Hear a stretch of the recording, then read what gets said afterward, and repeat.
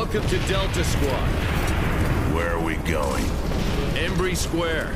Colonel Hoffman's waiting for us. It's been 9 years since Gears of War first made its appearance on Xbox 360. As the maiden voyage for Unreal Engine 3, Gears of War set a clear graphical bar just 1 year into the last generation.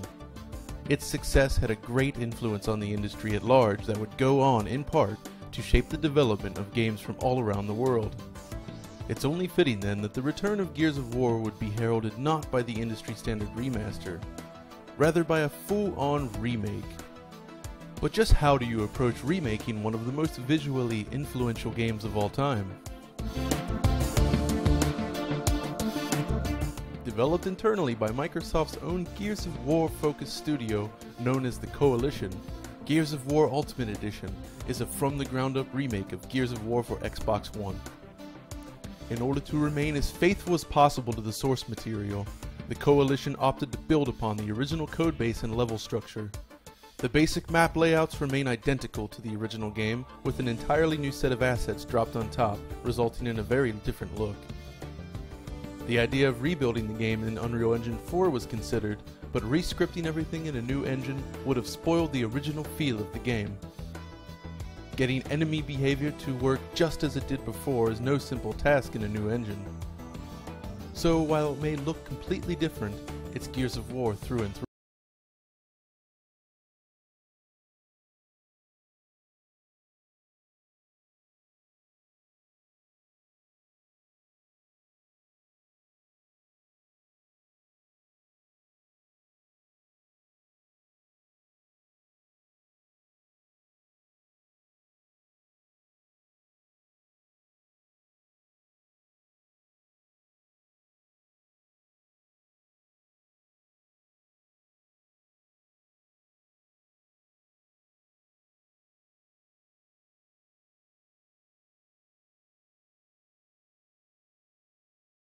Every level in the game has been rebuilt using newly re-authored assets created to fit within the confines of the original map layout.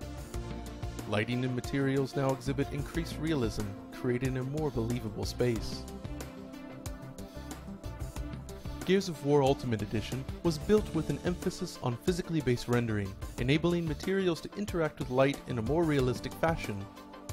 This is most evident in scenes with highly diffuse materials, such as the earthy stonework that comprises much of the game. Light and shadow also appear more natural thanks to a baked global illumination solution. As much of the game was built on top of the original codebase, it's difficult to say how much of Epic's later work on Unreal Engine made its way into the game. But the results do appear in line with Unreal's light mass global illumination solution.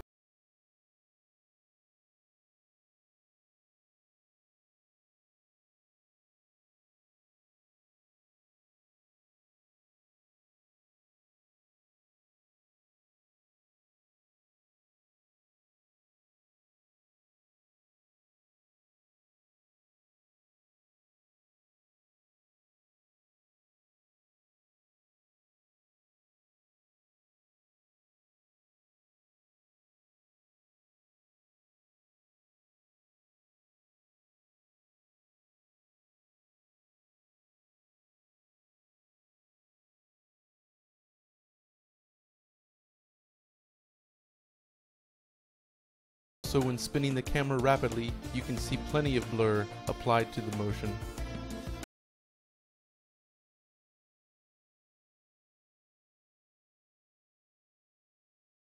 A bit disappointing that the per-object motion blur that was utilized in Gears of War 3 has not made an appearance in this new version of Gears 1. As expected, new assets were created with a less stringent geometry budget. The original game relied heavily on normal maps to create detail across its simple geometric structures. While this certainly remains true in Gears Ultimate, we also see a lot of additional geometry added to the mix. Note the columns in this scene, littering the environment. On 360 these structures are flat. On Xbox One these same columns feature more complex geometry working with the textures to create a stronger impression of crumbling stone. In addition to basic level layout, the original set of animations are also preserved. This is not true of the game's cutscenes, however, which were remade entirely from scratch.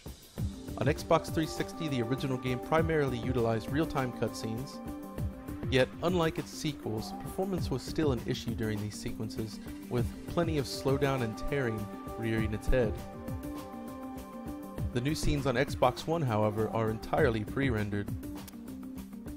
It's disappointing, but at least playback is predictable and sees playback without frame pacing issues. Each of these new scenes were created in Unreal Matinee using in-game assets with effects work cranked up to the max. A high-quality motion blur is used on objects and camera work alike, while bokeh depth of field is used to frame a number of shots. While the changes are appreciated, it does paint the characters in a different light. Scars and blemishes are reduced and animations are often a bit exaggerated, resulting in a very different tone.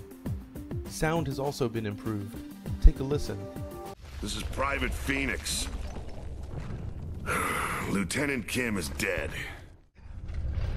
So we've fallen back inside the tomb and we need a way out of here. Repeat, Alpha.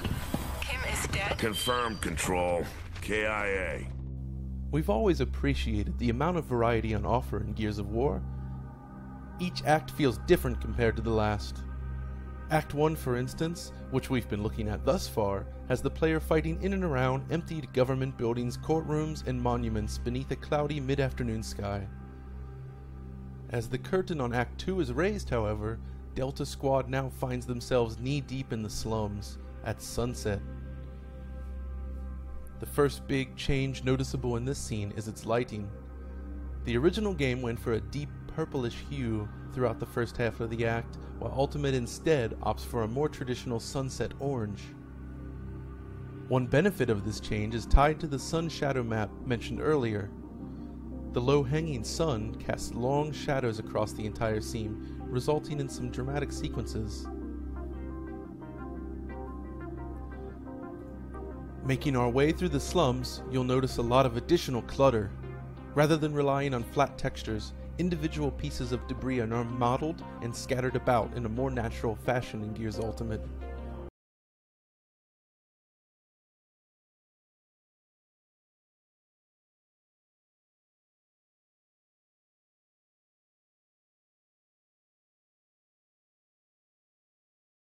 Cannot proceed in that direction.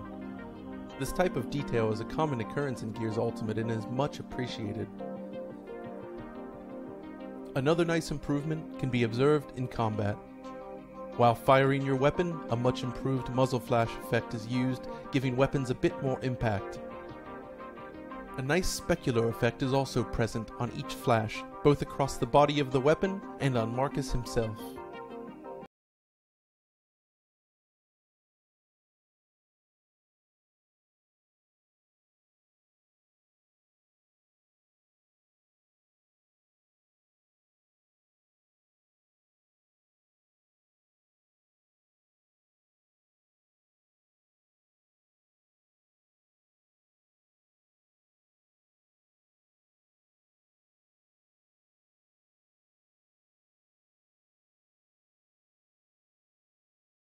For instance, players must remain in the light, which requires them to ignite propane tanks to create such a light source.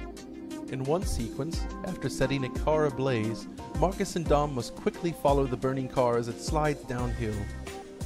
This scene was first demonstrated all the way back at TGS 2005. As the car slid downhill, its light source was capable of casting shadows across the environment. It's a bit difficult to see in this shot, but the effect was present throughout. When the final game was released, this feature had been removed completely, likely due to performance reasons. With Gears Ultimate, that has been restored. Look closely along the left-hand wall as the car slides down the hill.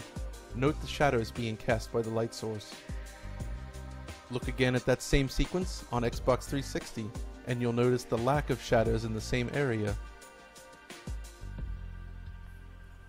In another section, Marcus is tasked with guiding Dom through a darkened region using nothing but a large spotlight. In its original incarnation, the spotlight was only capable of producing a shadow around Dom. In Gears Ultimate, that same light source is now able to project shadows across the entire environment. Note the power lines here. Unfortunately, there is one dramatic effect that has been toned down significantly: the krill. They first appear halfway through Act 2.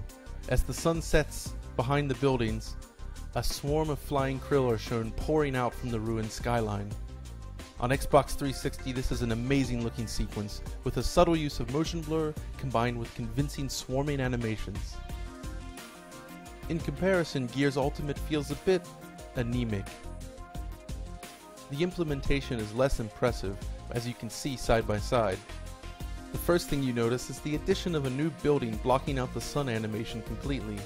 Once the krill actually begin pouring into the scene, however, you'll note that they appear in lower numbers and without the same post-processing effects. As a consequence, the end result is much less impressive. Then we come to Act 3, and it's here that the tone shifts even more dramatically.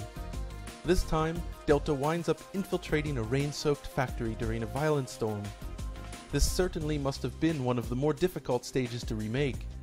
The original scene relies heavily on desaturated colors, distance fog, and violent rain effects. Yet on Xbox One, the storm feels more like a light drizzle on a chilly autumn night. Much of the difference lies in the implementation of the rain.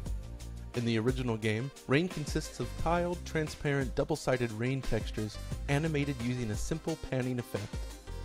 These textures are then placed across the level in order to give the impression of a proper downpour. It's a very simple setup, but it's effective here and gives the impression of a vicious thunderstorm. Gears Ultimate, on the other hand, utilizes a new GPU particle emission system. Individual raindrops are rendered as particles rather than a texture effect, giving them additional depth and realism within the scene. It's a more technically accomplished effect, but its implementation here leaves something to be desired. Also note, during split-screen gameplay, the effect is reduced even more, making it almost seem as if the evening is clear.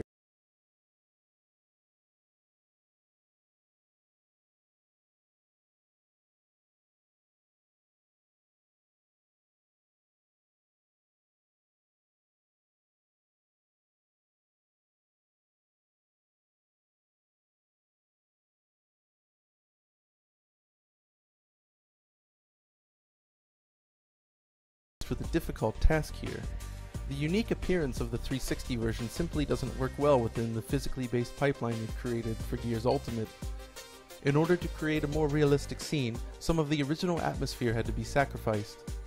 That's not to say that the stage doesn't still have an impact, it certainly does, but it's one of the few areas where we actually prefer the original version.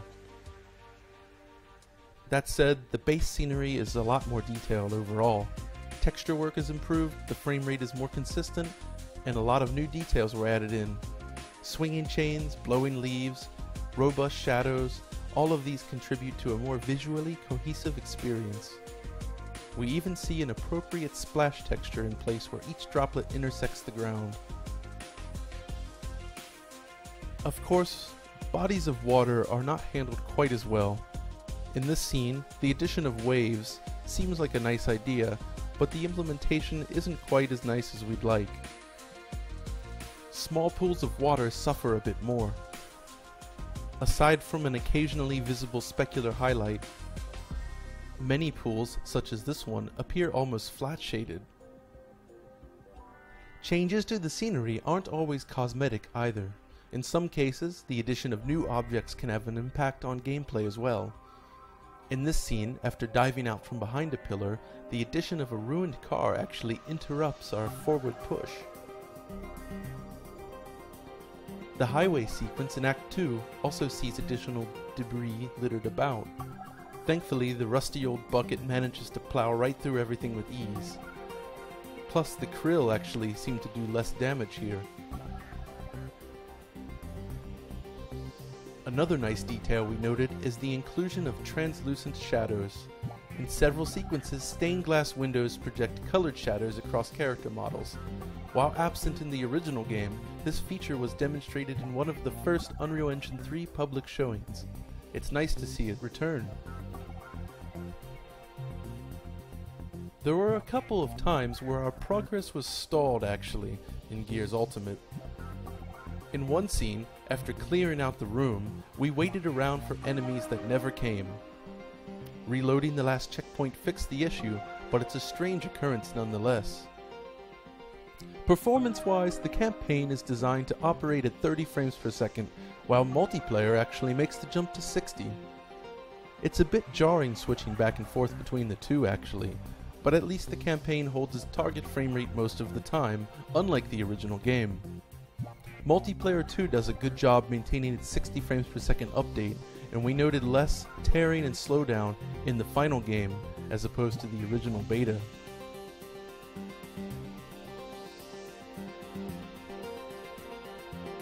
In the end, Gears of War Ultimate is a worthy remake of the original game. It feels like a perfect blend of the visual language defined in Gears of War while taking advantage of the wider color palette established in later entries.